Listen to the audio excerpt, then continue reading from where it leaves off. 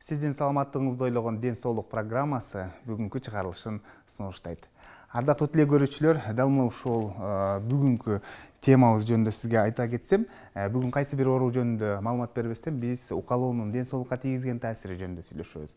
Дал мына ушул тема боюнча эгерде сизде кандайдыр бир суроолор жаралса, сөзсүз түрдө байланышка чыксаңыздар болот. Байланышчу телефондор 082 код аркылуу 24487 номери жана ошондой эле WhatsApp номери дагы иштейт 0778 07 78 98 номери. Анда сиздердин жана биздин суроолорго жооп берүү үчүн атайын студиябызга келген конокторду мен сиздерге тааныштырып өтсөм. Зуракан Шамиева Ош шаардык мүмкүнчүлүгү чектелгендердин ден соолугун калыбына келтирүү борборунун укалоочу адиси жана ушундай эле кийинки коногубуз Нурайым Пазылова Ош шаардык мүмкүнчүлүгү чектелгендердин ден соолугуна калыбына келтирүү борборунун укалоочу адиси. Жана биздин Ош шаарыбыздын тургундары да келип отурат. Саламатсыздарбы? Студиябызга кош келипсиздер. Негизинен мына ушул укалоо боюнча телекөрүүчүлөрдүн маалыматы бар. Бүгүнкү күндө кайсы бир жери ооруса же болбосо чарчаган учурда сөзсүз түрдө сиздерге кайрылып турат дегендей. Мына ушул укалоо оорутуп же болбосо кайсы бир себептерден сиздерге келген учурда сиздердин аракетиңиздер кандайча таасир берет? Ушул боюнча айтып берсеңиздер эң алгач. Азыркы учурда ушул укалоо боюнча берилген талап аябай көп. Көпчүлүк ушул медицинага кайрылып атышкандардын саны аябай арман болуп баратат. Биз мында деген көпчүлүк убакта дарыгерлердин көрсөтмөсү аркылуу бизге оорулуулар келет. Ошол боюнча анан биз оорулуу адамдарга укалоону жүргүзөбүз да. Укалоо жүргүзгөнгө келген адамдар көпчүлүк убакта бизге кайрылгандар булар балдар болуп эсептелет. Балдарга ата энелер менен чогуу келишип, ошол балдардын ден соолугун чыңдоо үчүн келишет. Аларда биринчиден баладагы келген адамдар бир гана ден соолугун чыңдоо үчүн гана эмес, булар деген бизге өздөрүн эс алдыруу, оорубаган убакта да келип, нервден же болбосо сиз айтып өткөндөй стресстен чыгуу үчүн да келишет. Ал убакта биз укалоо жолу менен аларга өзүбүздүн ыкмалар менен аларды дарылайбыз да. Жакшы. Зуракан айым, толуктайсызбы? Бул укалоонун тийгизген таасири аябай көп болгондуктан көпчүлүгү кайрылат. Эмнеге дегенде оорулардын алдын алуу үчүн. Бул укалоодо көпчүлүгүнө мисалы нервтер өзүнүн жайына түшөт, стресстен арылат, кан айлануу процесси жакшырат, мышцалардын өсүүсүнө, сөөктөрдүн өсүүсүнө өтө жакшы жардамдарын берет. Андан башка дагы ички органдарга, өпкөнүн, жүрөктүн иштөөсүнө ушулорго да пайдасы көп. Ошондуктан биз бул укалоо үчүн, укалатуу үчүн келген пациенттерге укалоодо ушундай жардамдарды берсек, алар ушул укалоонун пайдасы бар экендигин Сезишет, сезишет. Жакшы. Демек, сиздердин аракетиңиздерден улам, ошол келген бейтаптын кан айлануусу жакшы жүрүп, чыңалып калган жерлери жазылып, өзүн жакшы сезип, оорулары басаңдайт экен. Бүгүнкү күндө медицинада укалоонун түрлөрү көп да. Кайсы түрлөрү көбүн эсе пайдаланылат? Түрлөрүнө болсо косметический массаж, спортивный массаж, лечебный массаж, точный массаж кирет. Биз көбүнчө лечебный массажды көбүрөөк пайдаланабыз. Себеби бизге кайрылгандардын көпчүлүгү оорулуу балдар болгондугуна байланыштуу лечебный массажды жүргүзөбүз. Жакшы. Телекөрүүчүдөн суроо келиптир. Саламатсыздарбы? Сиздер атайын укалоонун укалоочу болуш үчүн атайын окугансыздарбы? Канча түрүн билесиздер деген суроо келиптир да. Окуганбыз, атайын окутулабыз. Ар 5 жылда дагы жогорулатуу адистиктеринен өтүп турабыз. Түрлөрүнө болсо ушу азыр жогоруда айтып өттүм, ошол түрлөрү бар. Укалоодо ушу сылоо, сыйпалоо, сүргүлөө, ургулоо, чапкылоо ошол түрлөрү менен жүргүзөбүз. Ошол менен бирге азыркы убакта бизге мына дарылоо ыкмасы менен дарылаган үчүн биз деген ошол медицина түрүндө бизде дарылоо ыкмасын окуп келгенбиз. Өзү негизинен көптөгөн түрлөрү бар.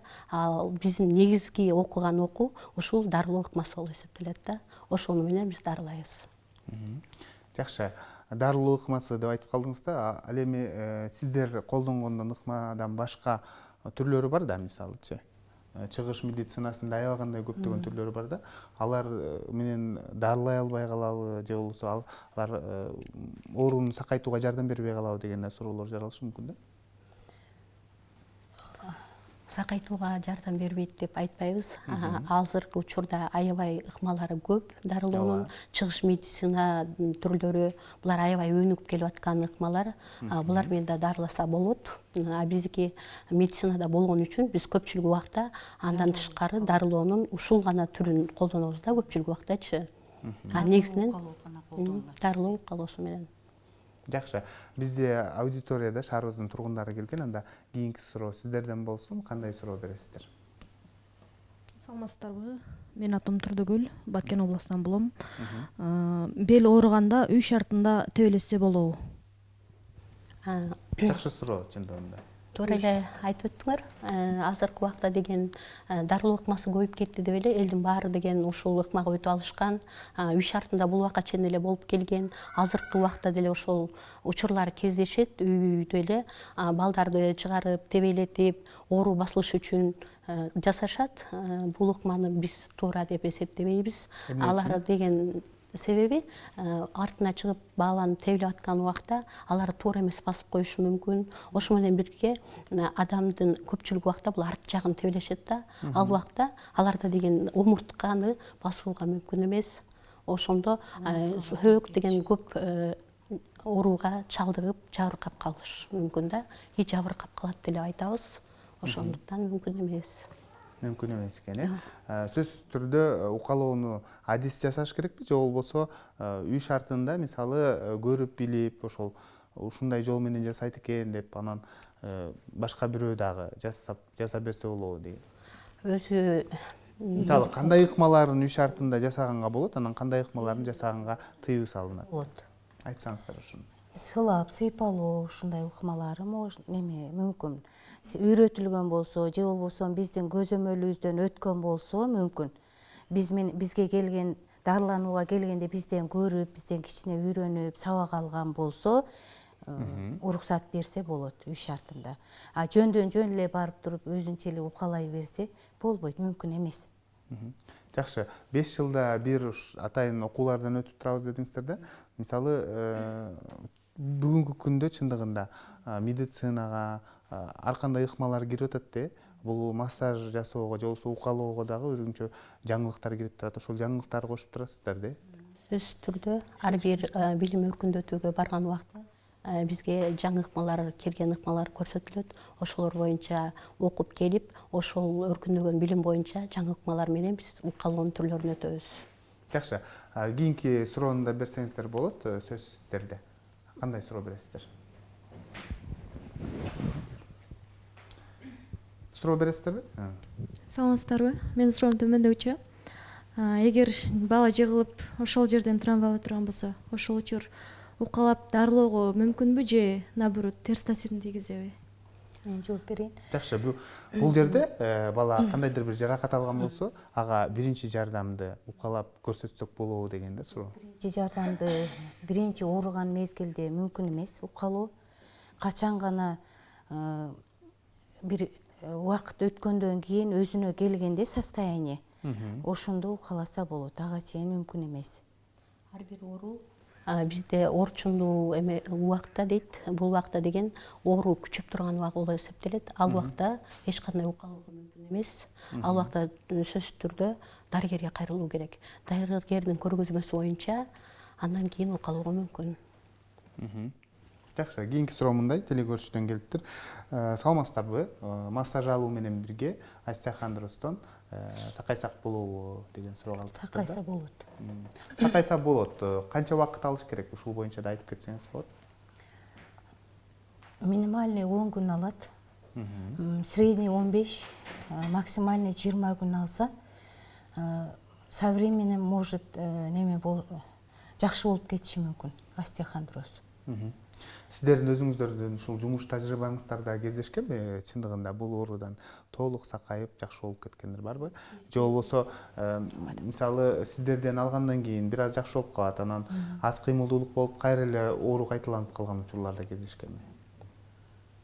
Эгерде оорулуу дарыланып бүткөндөн кийин ал өзүнүн ден соолугун дайыма карап жүрүш керек. Эгерде туура эмес дарыгердин көрсөтмөсүн туура эмес аткарып же туура эмес жүргөн болсо, ал убакта оору кайра козгоп калышы мүмкүн да.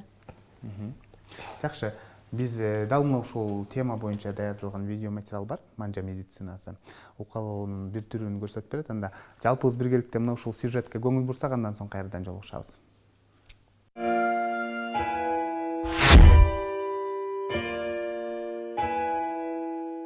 Саламатсыздарбы? Мен Дурусбек Эринсбек уулу. Бүгүн мен сиздерге оңко коюу же болбосо банка массажын көрсөтүп берем.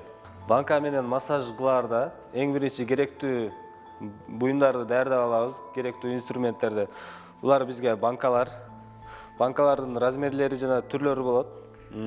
Бул жерде 1-чи размерден баштап 5-чи размерге чейинки банкалар бар. Эң чоң банкалар 5-чи көлөмдөгү банкалар болот дагы. Чоң адамдарга, же болбосо спортсмен, денеси чоң адамдарга ушундай чоң банкаларды иштеткенибиз жакшы. Ал эми дене мүчөсү өзгөчөлөнүп бир аз кичинекейраак жаштарга мисалы кичинекей банкаларды иштетебиз. Ошондой эле мондай жезден жасалган да банкалар бар. Булар жылуулукту көпкө чейин кармап, жакшы таасир берет. Кошумча керектүү нерселер бул зажим бизге керек болот. Спирттелген кебезди биз күйгүзгөндө ушул зажимди иштетебиз. Ошондой эле бул жерде спирттелген кебез. Анда эмесе банка массажын баштадык.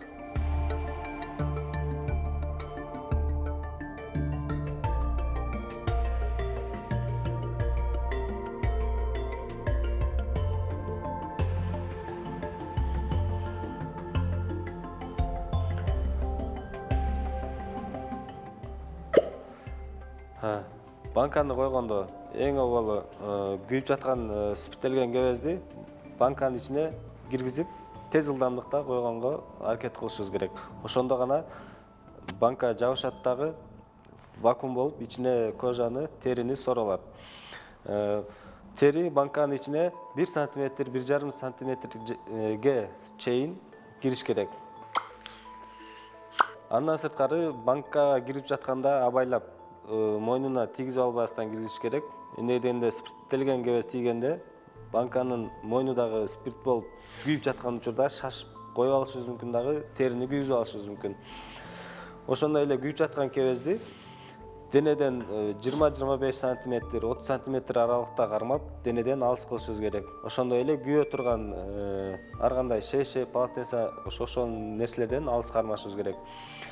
Ал эми күйүп кетип, карарып кеткен болсо, же ага чейин деле өчүрүп, денеден алыс кылып өчүрүп, бул жактагы бөлөк банка идишке салып коебуз.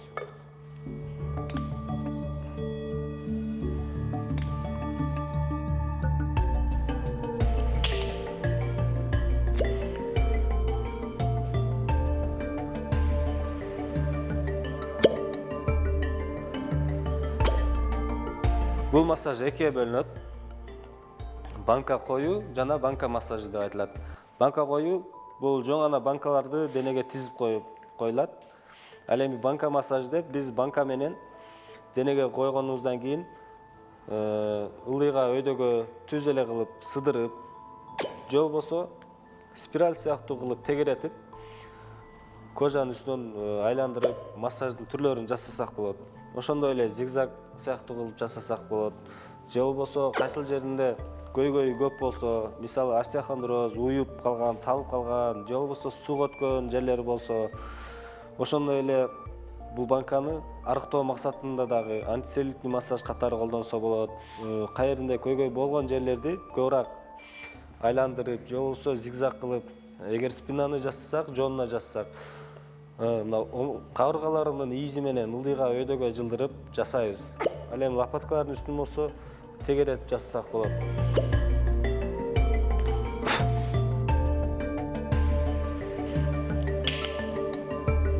Кебезди күйгүзгөндө жакшы жалын болуп көп күйүш үчүн албетте бир аз чоңураак кебез болуш керек. Андан соң спирти бир аз көбүрөөк болуш керек. Бирок силккенде тамчылап же түшүп кете турганчалык көп болбош керек.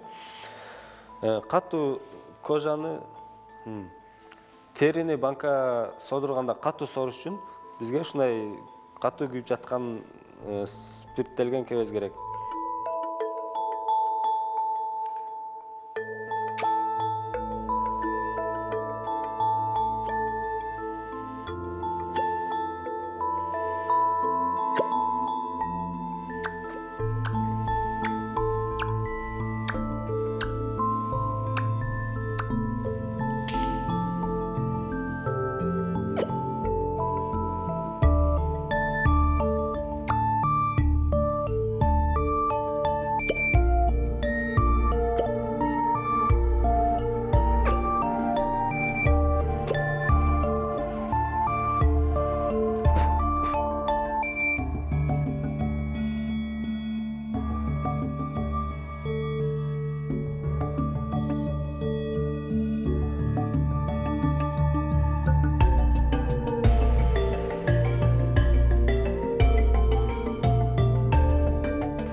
Банка массажында дагы каршы көрсөтмөлөрү бар.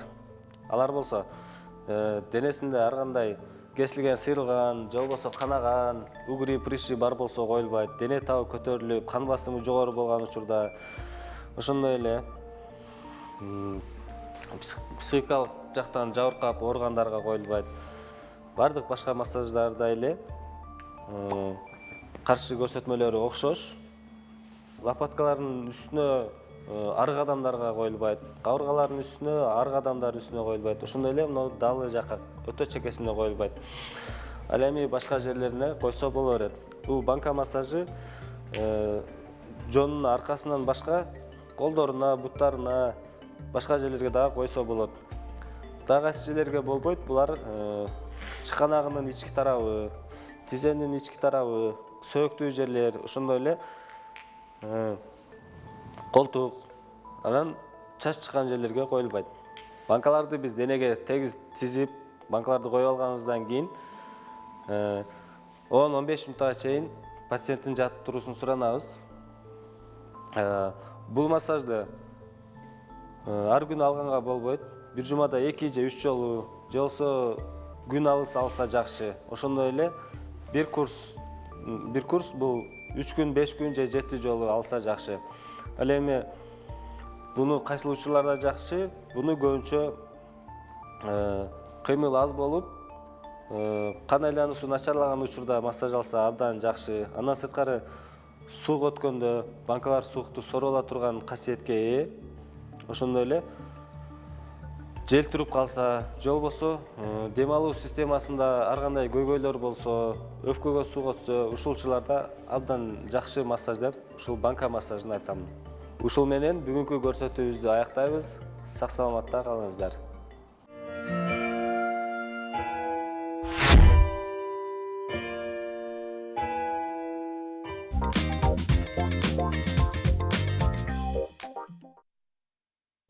Эсиңиздерге сала кетсем, сиздер Түз эфирде ден соолук программасына ортоктош болуп жатасыздар. Урматтуу көрүүчүлөр, бүгүн биз укалоонун ден соолукка тийгизген таасири жөнүндө сүйлөшүп жаткан кербезбиз. Эгерде сөзсүз түрдө программага катышууну кааласаңыз, анда байланышка чыксаңыз болот. Байланыштын телефондору 03222 код аркылуу 4487 номери жана ошондой эле WhatsApp номери дагы иштейт 0778 07 78 98 номери. Анда биз маегибизге кайрылып келсек, жогоруда бизде укалоочу адис банка массажын көрсөтүп берсе, азыр болсо жаш балдарга жасалуучу массаждын бир түрүн көрсөтүп бересиздер. Нурайым айым, айтсаңыз, негизинен бүгүн массаждын кайсыл түрүн көрсөтөсүз бул кичинекей кызыбызга? Кайсыл түрүн көрсөтөсүз? Азыркы учурда жаш балдар, төрөлгөн балдардан кичинекей балдардын баарына деген укалоо массаж жасалып атат. Бул массаждар балага ар кандай оорудан алдын алуу үчүн профилактика катары гана көрсөтүп берем. Жакшы. биринчи баланы туура түз абалда жаткырып алуу керек. Андан биринчи убакта баланы жаткырганда анын сөз денесине көңүл буруу керек да. Анын денеси тазабы, балада температурасы жокпу, дене табы, аны көрүш керек. Ошондон кийин гана укалоону жасоого болот. Укалоо жасоонун алдында биз балдар үчүн ар кандай майларды колдонобуз. Бул балдар үчүн колдонуучу майлар азыркы убактагы колдонуп атканда биз балдардын кадимкиде майы, ошондой эле оливка майларын, андан суюк вазелиндерди колдонсок болот. Жакшы. Баланын териси балдарда аябай назик, денеге жумшак болгондугу үчүн буларга мүмкүн болушунча денеге зыян келтирбеген жөнөкөй майлар менен жасайбыз. Жасаардын алдында биринчи колду кызытып, жылытып алуу керек. Баланын денесине жасоого.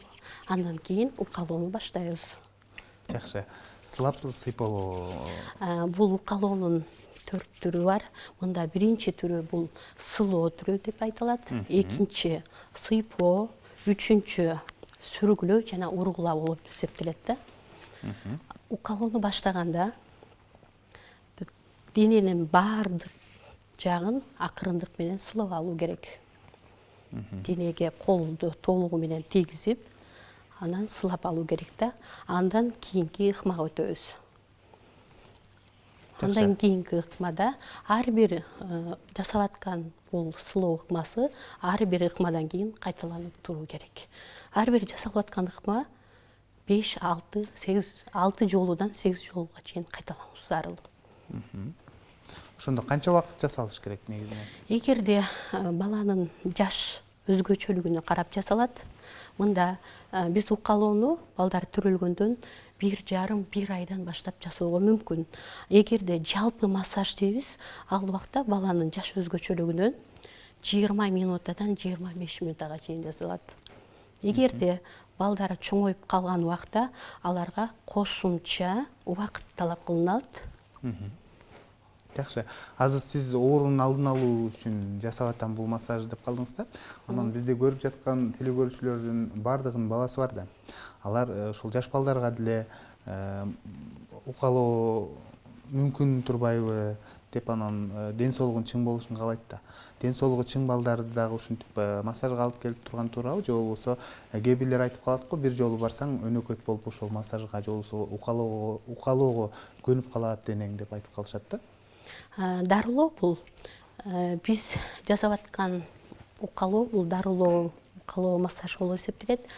Негизинен бул укалоо 3кө бөлүнөт.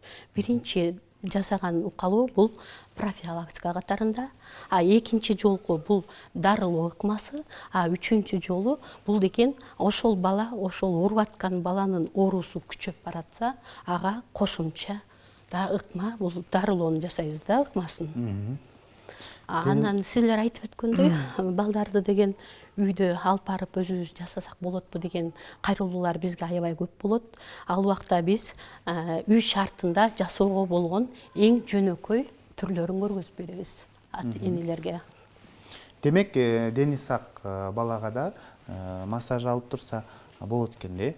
Дени сак балага эч кандай терс таасирин тийгизбейт. Эч кандай терс таасирин тийгизбейт, үй шартында жасаганга болот.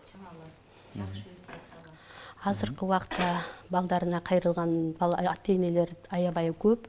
Булар көпчүлүк убакта балдардын оорулары, азыркы убакта кышкы мезгилде ооруган балдар, булар D витамини жетишпеген балдар, андан сөөктүн кыйшаюусу, азыркы убакта балдарда плоскостопия, буттун кыйшаюусу, көкүрөктүн кыйшаюусу, моюн кыйшаюусу, ошол оорулар аябай көп.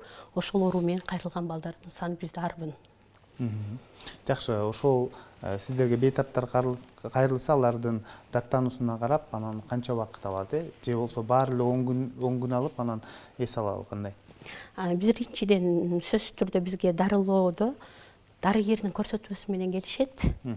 Ошол көрсөтмөгө карап, оорунун кандай түрү экени ошонусу аныкталат bizde. Эгерде оорураак түрлөрү, буларга деген ДЦП деген оорулар болот, нерв оорулары. Алар деген бизге ар 3 айда, ал эми укалоого ар 1 айда келип турушат.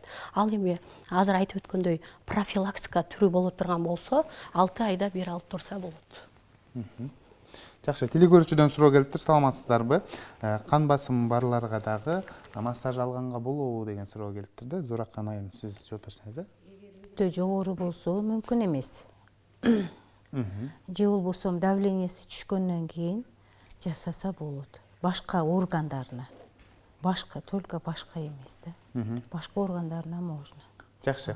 Кийинки суроо мындай: саламатсыздарбы? Остеохондроз оорусуна биринчи жардам болуш үчүн дейт. Эң биринчи массаждын кайсыл түрүн сунуштайсыздар, кайсыл түрүн алыш керек дейт. Бул жерде дарыгердин көрсөтмөсү боюнча жасайбыз. Эгерде дарыгер мүмкүн десе, ооруну басаңдатуучу сылап сыйпалоо түрүнөн баштайбыз. Остеохондрозго. Мен билгенде, мисалы, грыжа болуп калганда чекит массажын жасайт да. Көпчүлүк укалоочу адистер да. Анан демек остеохондроздо бул сылап сыйпалоо, же болбосо классикалык түрү деп койсок да болот, ошол түрүн жасасаңыздар болот. Кийинки суроо: саламатсыздарбы? Үй шартында интернеттен көрүп, үйрөнүп, бири-бирибизге массаж жасасак болобу деген суроо калтырыптыр да. Канчалык деңгээлде жардам берет, канчалык деңгээлде ден соолукка зыян келтирип калышы мүмкүн? Сөзсүз түрдө дарыгердин көрсөтмөсү болуш керек. Интернеттен алып жасаганда алар оорунун темпин, массаждын темптерин билбейт. Массаж жасалганда темп кармаш керек. Жашына жараша убакыт болуш керек. Ошолор жөнүндө алардын кызыгуусу жок. Мисалы, интернетте андай толук берилбесе керек. Эгерде кызыгуусу болсо, үйрөнгөн болсо, бир медицина кызматкерлеринен, анда мүмкүн. Жакшы. Нурайым айым, негизинен жаш балдар келгенде сөзсүз түрдө кээ бирлер коркушу мүмкүн ак халатты көргөндө, кээ бирлер укалатпаймын деп, ушундай кежирлениши мүмкүн да. Сиздер дагы ошол сүйлөшүп, анын массажда дагы өзүнчө жакшы жатып бериш керек да, денелерин бош жаткырып, ошого кантип байланышып, кантип сүйлөшүп, ушундай массаж жасайсыздар? Биз биринчи энелер баласын алып келгенде мүмкүн болушунча ошол баланы акырындан укалоого үйрөтүүгө аракет кылабыз да. Ал убакта балага биринчи күнү акырын сылоо түрүн и ошол жасап аткан укалоонун убактысын азыраак алып, же болбосо баланын бир гана органын, же бутун, же колун акырындык менен жасап, акырындан көндүргөнгө аракет кылып көндүрөбүз. Жакшы, бизде байланышта көрүүчүбүз бар экен, анда кабыл алып түз эфирге алып чыксак. Саламатсызбы? Кош келипсиз. Кандай сурооңуз бар?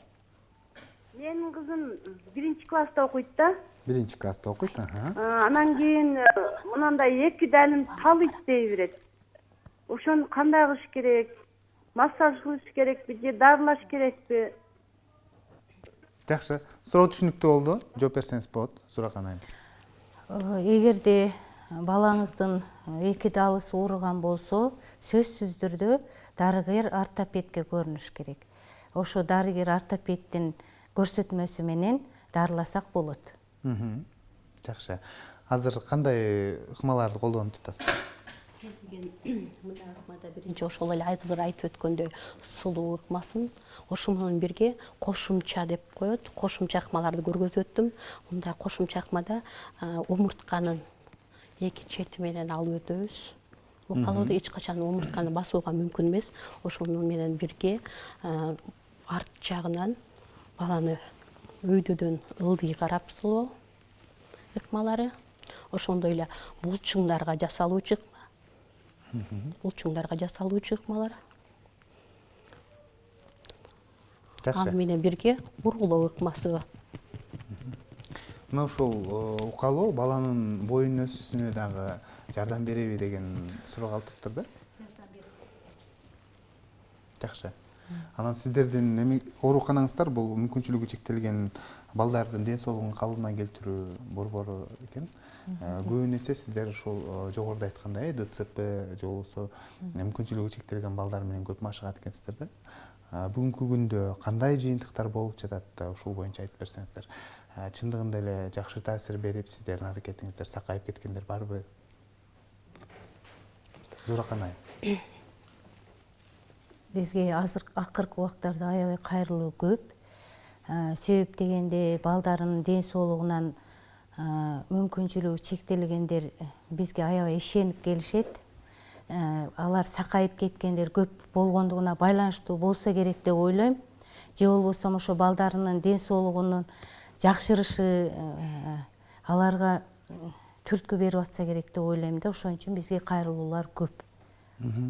Жакшы. Аудиториядан кийинки суроону уксак, кандай суроо бересиздер? Мен суроем. Азыр менин балдарым сиздерден массаж алышып жатышат. Массаж бүткөндөн кийин үйдө да улантсам болобу? Биздин борборго келген оорулардын көпчүлүк ата энелеринде ушундай суроолорду көп беришет. Үйдө да жасоого мүмкүнбү деп. Биз аларда бизде процедура жүрүп аткан учурда энеси жанында отуруп, биз аларга азыр айтып өткөндөй массаж түрлөрүн көргөзүп беребиз. Ошол жеңил түрлөрүн үй шартында жасоого болот. Жеңил түрлөрүн жасаш керек Жеңил түрлөрүн экен. жасоого болот. Жакшы, жогоруда айттыңыздар да мүмкүнчүлүгү чектелген балдар келет. Алар массаждан башка дагы кандайдыр бир ден соолугун калыбына келтириш үчүн башка дагы ыкмалар болсо керек. Кандай ыкмалар бар? Бизде укалоодон сырткары биздин борбордо мисалы дене тарбия ыкмасы бар, ток менен физикалык дарылоо, суу менен дарылоо ыкмалары бар бизде. Ошондой дарылоонун түрлөрү менен дарылайбыз. Алар дагы 6 ай сайын келип турат да? Ар 6 айда. Оорусунун жеңил жана оор түрүнө абалына карап берилет. Эгерде балада оор түрү боло турган болсо, аларды 3 айдан 6 айда алабыз. Эгерде жеңил түрү болгондо жылына бир жолу келип турушат. Жакшы. Кийинки суроо мындай: саламатсыздарбы? Балдарыбызды алып барсак болобу? Баасы кандай, акысы кандай дейт.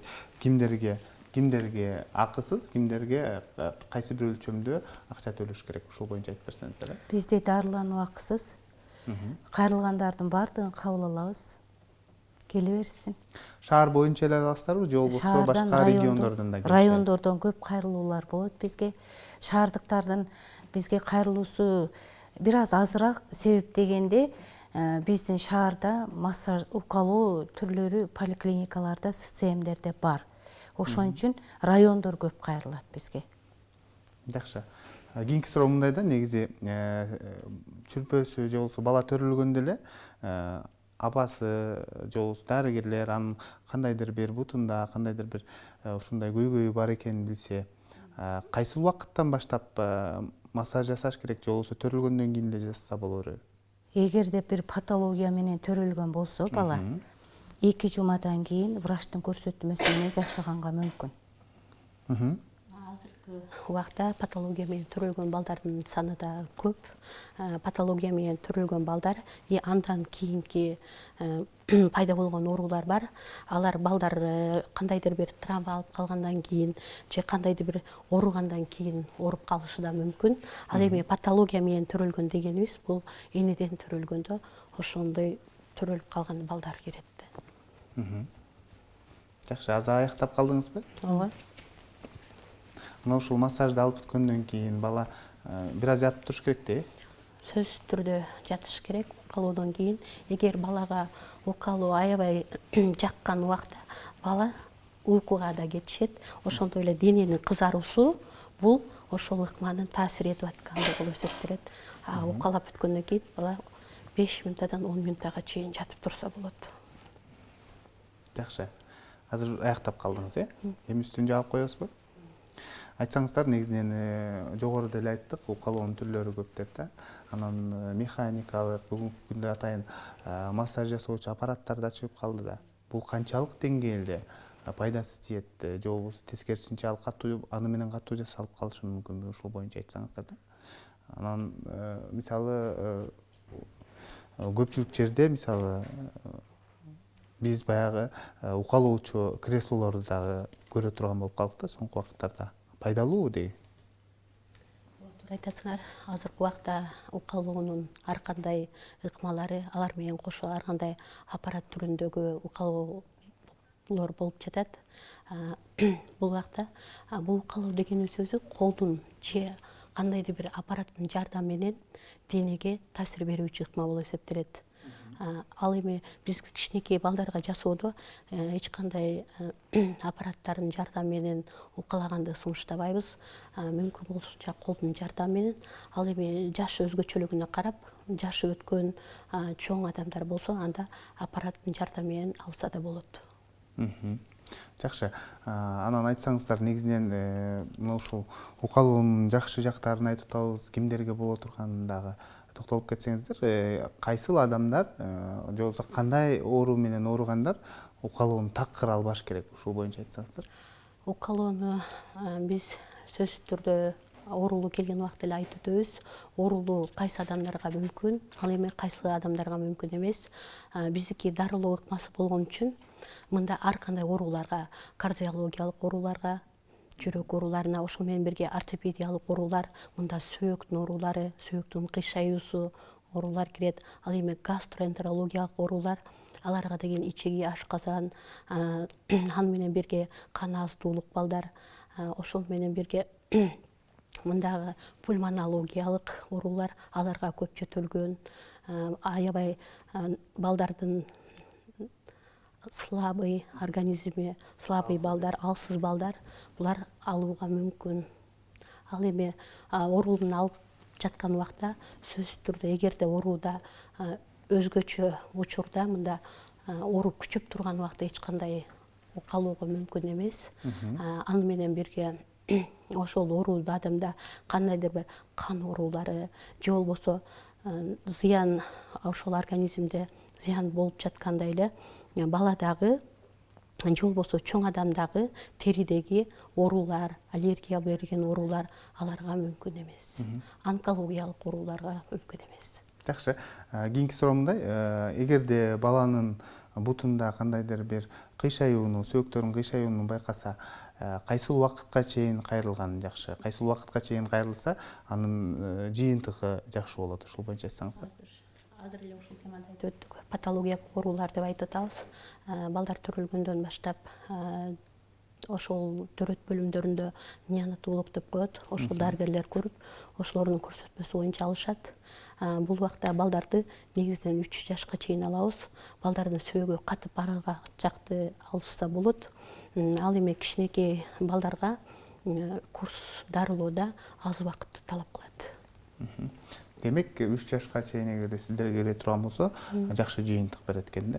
Анан укалоодон сырткары дагы сиздер дары-дармекти дагы кошо жазсаңыздар керек, себептен кайсы бир витамин жетишпегендиктен ушундай кырдаалга туш келип калышы да мүмкүн да. Алар дарыгерлер жазышат. Дарыгерлер жазышат экен. Жакшы. Бул соңку суроо телекөрүүчүлөргө кандай кайрылуу жасайт элеңиздер? Эркин микрофон болсун сиздерде. Эмне дейт элеңиздер? Ата-энелерге кеңештер болсо айтсаңыздар. Ата-энелерге, жалпы эле кыргызстандыктарга кайрылат элем. Бизге кайсыл убакта болсо да кайрылсаңыздар, биз жардамыбызды аябайбыз. Колубуздан келишинче жардам беребиз. Келиңиздер, кайрылыңыздар, бизден жардам алыңыздар деп кетмекчимин. Жакшы. Сиздерге ийгилик каалайбыз. Ардактуу телекөрүүчүлөр, бүгүн бизде конокто Зууракан Шамиева, Ош шаардык мүмкүнчүлүгү чектелгендердин ден соолугунун калыбына келтирүү борборунун укалоочу адиси жана ошондой эле Нурайым Пазылова аталган эле борбордун укалоочу адиси жана Ош шаарынын тургундары келип отурат. Сиздерге рахмат айтабыз. Атайын убакыт бөлүп, жалпы телекөрүүчүлөргө жакшы бир маалыматтарды айтып өттүңүздөр. Ишиңиздерде ийгиликтер болсун, оорубаңыздар. Рахмат. Ушун менен Илим жана Билим телеканалынын ден соолук программасы өз соңуна келип жетти. Аны мен Сейит Амираев алып бардым. Кайрадан эфир аркылуу амандашканча сак саламатта туруңуздар.